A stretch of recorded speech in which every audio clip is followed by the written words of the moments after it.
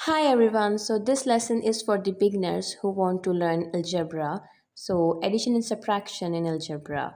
So, in the addition and subtraction, you have to add or subtract same variables and exponential values. Like, for example, the first example is 2x plus 3x. So you can see that the answer is 5x, easy, because the exponents are not present but the variables are same. So you can add it. Now one more example here is for you. It is 2x plus 3y. So here it is, the variables, one is having x and other is having y. So in this you cannot add, you will be copying down as it is.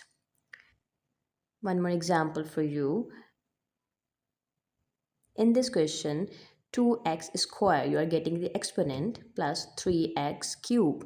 So in this, again, you have the same variables, but you are not having same exponents. One is having square and one is having cube. So in this case as well, you cannot add. So you will be copying down as it is as the answer.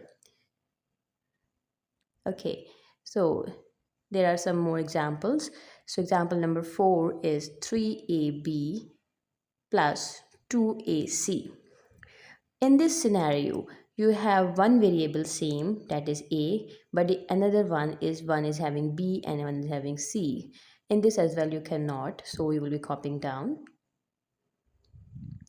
So as you can see that whatever is having same, you can only copy those, and you which are not having same, you will be not be doing it. So the last example, that is 5ab minus 2ab. In this scenario, as you can observe that ab is same, the variables are same, so you can easily subtract it. So 5 minus 2 is 3 and ab will coming as it is. Thank you so much. Follow me for more upcoming videos.